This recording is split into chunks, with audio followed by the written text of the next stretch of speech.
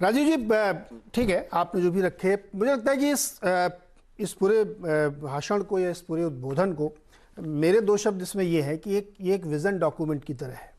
जो 5 प्रण उन्होंने कराए हैं उसमें सब और इंक्लूसिव, जैसे विजय जी कह रहे थे कि उसमें कुछ छूटा नहीं है। अगर आप उसकी डिटेलिंग में जाएंगे तो फिर वो सारी चीज़ें आएंगी जिसकी यहाँ पे हम लोग चर्चा कर रहे हैं कि क्या क्या होना चाहिए। लेकिन मैं एक पॉइंट और हार्प करना चाहता हूँ जिस पर मैं आप लोगों के व्यूज़ भी जाऊँगा। उन्होंने नारी शक्ति के बारे में करीब 3-4 बार बोला, और हिंदुस्तान की आधी आबादी का अगर आप वर्किंग सिस्टम में कंट्रीब्यूशन देखें तो अभी भी बहुत कम है, 8-9% से ज़्यादा नहीं है जो वर्किंग का है। लेकिन एक और बड़ी बात उन्होंने कही जो बहुत महत्वपूर्ण, उन्होंने कहा कि भाषा के इस्तेमाल के ज़रिए महिलाओं को जो रोज़ अपमान किया जाता है, सीधे सीधे कहें जो गालियाँ इस्तेमाल करते हैं लोग, वो बहुत ही ख़राब बात है, उससे बचना चाहिए। और नारी शक्ति को आगे बढ़ने में आप जितनी मदद कर सकते हैं वो करना चाहिए। मुझे लगता है कि ये डेवलपमेंट के उस मॉडल को कैरी करता है कि आपकी जो डेमोग्राफिक डिविडेंड जिसको आप रीप करना चाहते हैं उसकी आधी आबादी अभी काम से नहीं जुड़ी हुई है। ये डेटा है वर्ल्ड बैंक का, ये मेरा विचार नहीं है कि आपकी वो वर्किंग आबादी जो काम कर सकती है, जो कंट्रीब्यूट कर सकती है, वो काम नहीं कर पा रही है। इसलिए उसको आगे बढ़ाना है, हर क्षेत्र में उसको आगे लाना है।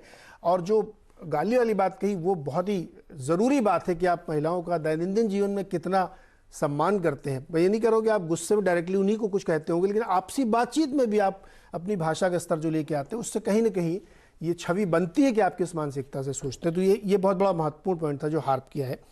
तो खैर ये तो सबके विचार थे। अब मैं एक एक करके करता हूँ, छोटे छोटे जवाब दीजिएगा।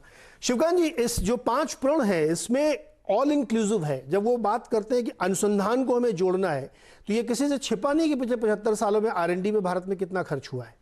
कंपनीज ने नहीं खर्च किया, देश ने नहीं खर्च किया, इसमें कोई शक नहीं है। लेकिन अब वो थ्रस्ट लाया जा रहा है कि नहीं, आपको खुद ये रिसर्च करके आगे बढ़ना, क्योंकि अगर वो 25 साल का विजन है विकसित देश का, तो बिना अनुसंधान के कैसे काम चलेगा? नहीं, ये बात आपकी ठीक है, लेकिन राष्ट्रीय स्तर पर मैं आपकी बात से इत्तेफाक नहीं रखता। देखिए, राष्ट्रीय स्तर पर बड़े बड़े संस्थान बने और जिनमें अनुसंधान पर जोर दिया गया। हाँ, कंपनियों ने इस पे जोर नहीं दिया। कंपनियों और कंपनी नहीं, कंपनियों से नीचे हट करके जो छोटे मोटे रोजगार धंधे हैं, जैसे खेती है, उदाहरण के तौर पर खेती से ही क्यों ना शुरू हो अनुसंधान। आप नई तकनीक का क्या इस्तेमाल करते हैं? क्या गांव में इस तरह की समितियां नहीं बनाई जानी चाहिए जो बैठ करके ये तय करें कि भाई इस गांव की जमीन में क्या अच्छा उपज सकता है, और अगर हम मिल करके उपजाएं तो बेहतर रहेंगे, नहीं मिल करके उपजाएं तो बेहतर रहेंगे। तो ये जो अनुसंधान की भावना है, ये छोटे से छोटे स्तर से शुरू होनी चाहिए, जिसकी भारत में कमी रही है। अगर इसी की तुलना आप चीन से करें, तो चीन का किसान जो इस वक्त अपनी जमीन से, अपने पानी से, अपने जानवरों से कमाता है, वो भारत के मुकाबले काफी ज्यादा है।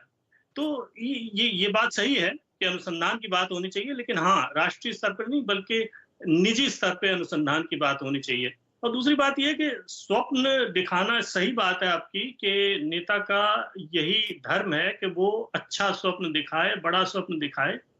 लेकिन स्वप्न में और हकीकत में जब बहुत ज्यादा अंतर हो जाता है, तब भी समस्याएं पनपती हैं। मैं आशुतोष जी की इस बात से सहमत हूं कि जब आप सामाजिक समरसता नहीं रखेंगे, जब समाज का एक बड़ा तबका आपके सपने में आपके साथ नहीं होगा, तो आपका सपना साकार करने में दिक्कतें आएंगी।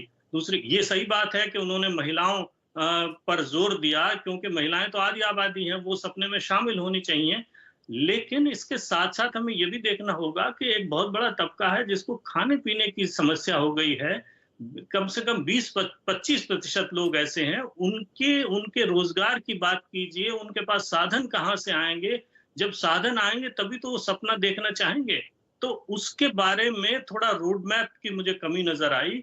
सबसे जरूरी इस वक्त काम ये होना चाहिए कि चाहे वो औद्योगिकरण की वजह से हो, चाहे वो निर्माण उद्योग को आप बढ़ाएंगे, कैसे बढ़ाएंगे, क्या करेंगे, ऐसा कुछ जब तक नहीं करेंगे तब तक देश का विकास उस तरह से नहीं होगा। हम दूर जाने की जरूरत नहीं है, आप चीन से ही सीख सकते थे। चीन ने 1979 में शुरू किया, हमने 1991 में शुरू किया। हम आगे जाते हैं पीछे आते हैं, आगे जाते हैं पीछे आते हैं। लगभग 30-35 साल होने को आए, हम वहां के वहां हैं, थोड़ा सा आगे बढ़े हैं। लेकिन जब तक चीन जैसी रफ्तार हम नहीं करेंगे या चीन से तेज रफ्तार से नहीं चलेंगे, तब तक हम 25 साल में विकसित नहीं हो सकते। तो ये बहुत सी ऐसी चीजें हैं जिस पर आगे चल के विचार करना होगा। उसकी मुझे उस रोड मैप की तरफ कोई संकेत मुझे नजर नहीं आया।